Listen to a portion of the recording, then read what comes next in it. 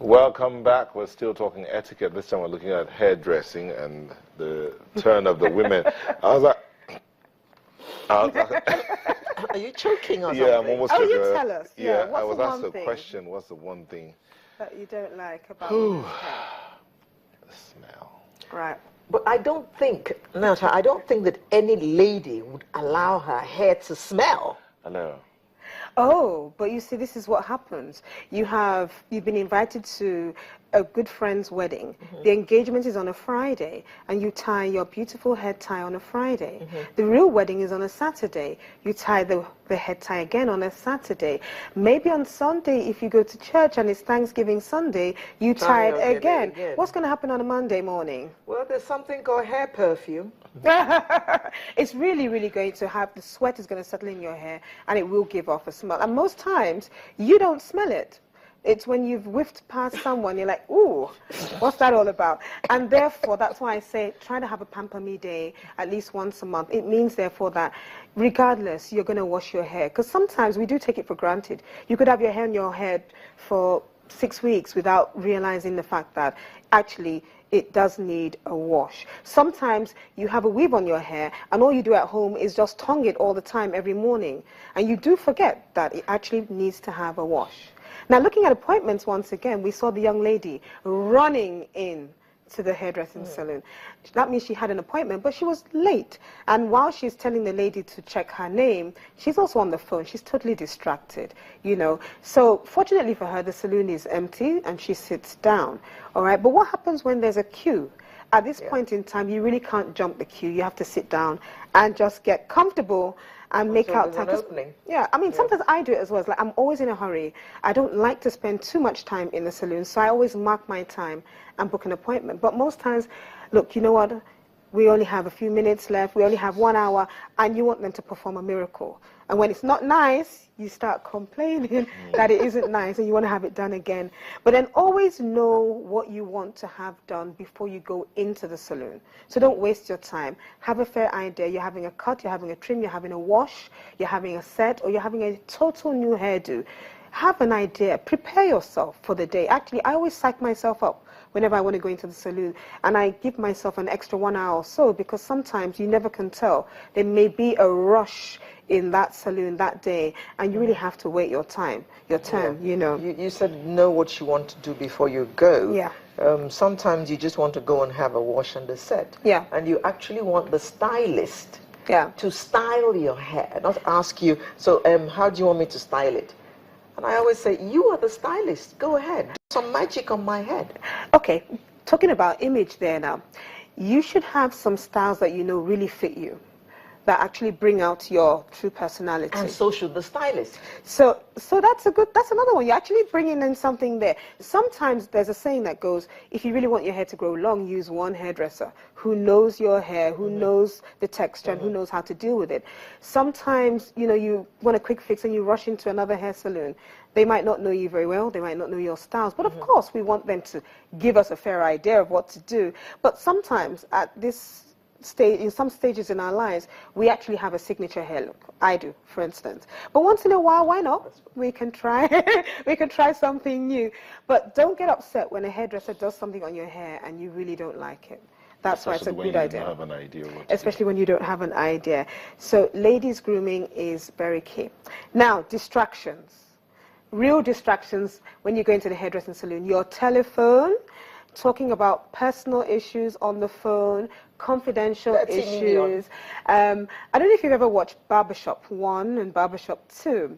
They used to say something like, if you really want to know about someone's personal life, just go to the saloon. And you hear all sorts of rumor mongering and all of that. It really does happen, it's true. Gossip. So you've got to be careful. Some people don't mind. They talk so loudly on their phones, so telephone etiquette doesn't come into play with them. They couldn't care less who is around them. And they say so many things. Now, if it's personal, that's one thing. But what about if it's official? You have to be very sensitive to who you're talking to on the phone. As you can see, she was talking about a deal of 30 million naira. Now, you need to be careful because the walls do have ears, as they say. Again, food. You want to go into the hairdressing salon and you're hungry. hello, why not eat before you sit in that hot but seat? you saw her running in. Yeah. It's possible that she had some things she was doing and then suddenly realized, I have an appointment, I can't stop to eat, and I need to go do my hair, and then she rushes in. So, Yeah. I mean, Yeah, cut her some watching that, I slack. was saying to myself, oh, she's going to have a hefty dose of hair in that meal. There you go. And you can see he's already started doing her hair, touching her hair. Shouldn't the hairdresser have asked the question, what would you like? Would you like anything before you even start? Yes, and I think with most of the saloons that we go to, they will actually ask you for tea, coffee, or a drink. Okay, if you're lucky, like the ones I go to, they might give you a cupcake or so, but then that's about it. Having a meal while doing your hair, it's a total no-no. Chips, chicken, your hair inside, it looks really funny, doesn't it? But and then other distractions. Now, sometimes we go in with our iPad because we want to read something, a magazine. Nothing really wrong with that. But when it begins to disturb the hairdresser because your head is down, then you need to be sensitive to that and make sure that you don't distract the hairdresser, at the same time. Why not watch the TV that's there? That's an easier way to go about it. We're talking about food as well. It's really about health and safety, isn't it? Health comes first, without a doubt. With hair, there's so many things that are with your hair. It's not about seeing the hair fall on you. You could have, dandruff, as the case may be. But you really have to be sensitive to things like that. We also saw in the video the stylist acts of rudeness or incivility. Now, it happens all the time. If you ever have your hair braided, you have like 3 people on your hair at the same time. They're talking across you. I think that, for me, that's one thing I really do not like. I don't know, what about you? Me neither. No, I really don't like the talking over my head, because I think it's like a bit of disrespect for the person that you're doing hair for. 1 second. Olatunde from Ikorodu is calling. Hello. Hello, good morning. Good morning, Olatunde. Yeah, please, I would like to ask if dyeing of hair could be injurious to health. Sorry? Say again. Dyeing of health, the dyeing of your hair, could it be injurious to health? Is it injurious to your health? Is it injurious to your health? I wouldn't say health. I'm not a specialist in this, but I would say too much dyeing is injurious to the hair itself. It can actually make the hair weak. But once in a while, there are some easy washout ones. I think it's a permanent one that really affects your hair a lot. But there are some easy washout ones that women do use. But I would say anything that is in excess always has a consequence. Moderation. Moderation. That's the watchword. Yeah. I think bleaching the hair is one that is very sensitive. We use peroxide. Yes, to bleach the hair. That's very dangerous. Yeah. Okay. Yeah. Okay. Stylist talking on top of your head is one thing that, I don't know, there are a lot of women out there, we all experience it. And it's not nice, it's disrespectful when they're talking across your head. Are and you it's saying now that the stylists should not communicate with each other while they're doing their hair? Not that they shouldn't, but if you ever hear what they're saying, the conversation, they're literally rumor mongering. They're talking about another client or another customer. Have you ever heard what they have to say? It's really funny. You're invisible. Well, that one. She saw some hair on some... Yes, they are literally rumor mongering, and they're talking about another client of theirs, and you totally become invisible. They forget that actually you're also a client. So am I going to be the topic of discussion when I get out of the seat? And sometimes when it's in a language that you don't understand as well, it's also totally impolite. Have respect for your client. If you want to converse at all, have the conversation with your client. You could be talking about basic things, or their hair, or anything, recommending something for them to do on their hair, telling that their hair is chipping somewhere or it needs a bit of attention. Those are the kind of things you have with your client, not about someone else, especially on top of their head.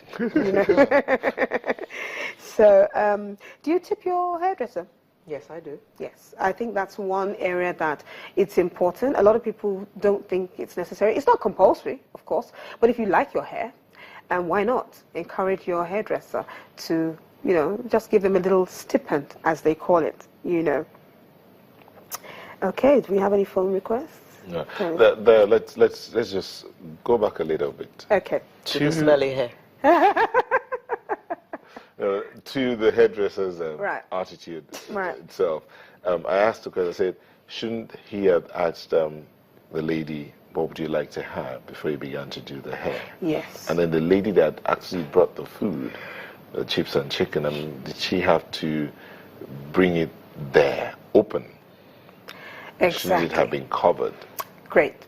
Definitely it should have been covered, but even at that, sometimes we do the wrong thing and we call it the norm. Even at that, the hairdresser really should have said, "Madam, would you like to sit here and eat first before you continue with your hair?" Yeah. That kind of suggestion, because you're there as a consultant, a hair consultant. Just recommend, just it's going to take you like 5 minutes or so to quickly eat that thing. She ought not to have brought it to her there. But they're in a position where they really have to satisfy the customer, and some customers can be very funny and finicky. And it's like, bring it here. And, at that point in time, she's just going to obey. Okay. Yeah. And she looked like a very difficult customer too. Yeah. And then she kept yakking all over. She kept talking about everything, wedding here, wedding there, Yes. and all of that. And story, yes. And again, you have to be careful. Again, you don't tell people your private business. Like they say, don't wash your dirty linen in public.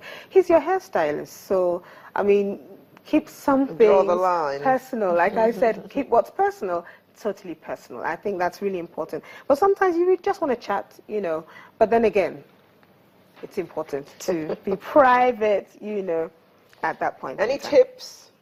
Well, yes, I would always say, find a day in the month when you really want to set out time for yourself. It's Pamper Me Day.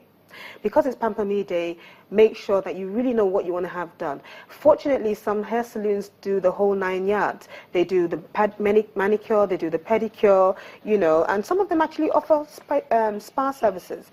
So if you want to have everything done, try and book an appointment, definitely. Have what you want to have, know what you want to have done well in advance.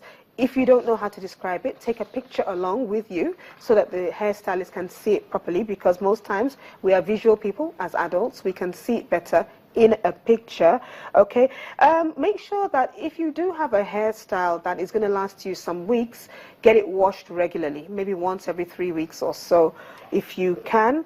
And keep your hair well groomed. It's very essential to the image of a woman. Thank you very much. Yeah. Yeah. Okay, we've been talking hairdressing etiquette with Janet today. I want to thank you so much, Janet. Thank you very much. We look forward to next week's. Yes, look I forward wonder to what we're it. going to be talking about next week. Oh, wow. Don't Wait and see. All right, Sunrise, we're back in a moment with the home stretch. Don't go away.